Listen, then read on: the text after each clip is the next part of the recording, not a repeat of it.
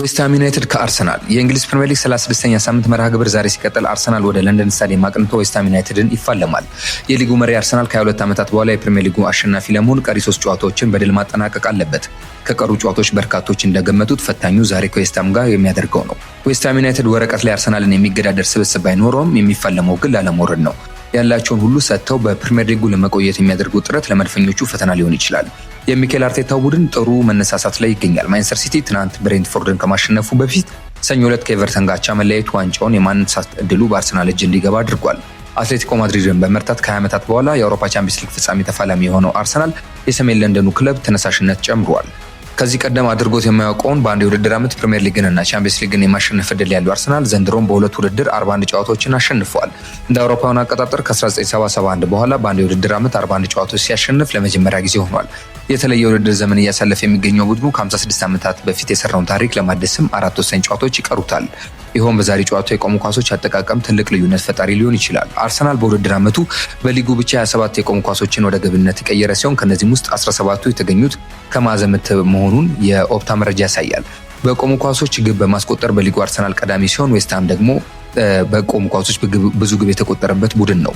የኑኖ ስፕሪቶ ሳንቶ ቡድን 23 ግቦች የተቆጠረበት ከቆሙ ኳሶች ሲሆን ከበርንመዝ በመቀጠል የከፋ ቁጥር ያስመዘገበ ክለብ ያደርጓል። ከ23ቱ ግቦች ውስጥ 15ቱ ደግሞ ከማዕዘን ምት የተቆጠሩ ናቸው። በሁለቱ ክለቦች የእርስ በርስ ግንኙነት አርሰናል የበላይነት ይወስዳል።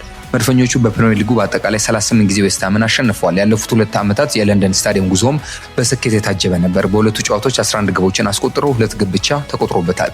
ዛሬ 3 ነጥቡን እጅግ በሚያስፈልገው ሰዓት ላይ ሌላ ድል ያስመዘግባል የሚለው ምሽት 12:30 ላይ ምላሽ ያገኛል።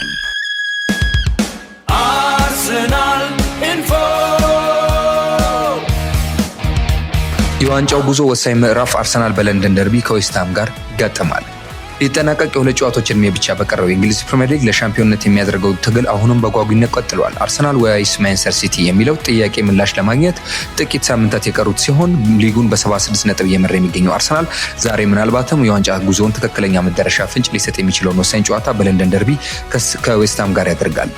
አርሰናል ከ22 ዓመታት በኋላ ሻምፒዮን ለመሆን ዌስትሃም ዩናይትድ ደግሞ በሊጉ ለመቆየት የሚፋለሙበት መሆኑ መርሃ ግብሩን እንዲጠበቅ ያደርገዋል። መድፈኞቹ በፕሪሚየር ሊጉ ከኤቨርተን በመቀጠል ብዙ ጊዜ ያሸነፉት ዌስትሃምን ነው። በለንደን ስታዲየም ባደረጓቸው ያለፉት 2 የሊግ ጨዋታዎች 11 ግቦችን አስቆጥረው አሸንፈዋል። በተጨማሪ መድፈኞቹ ከዌስትሃም ከሜዳቸው ውጭ ባደረጓቸው 17 ጨዋታዎች የተሸነፉት 1 ጊዜ ብቻ ነው።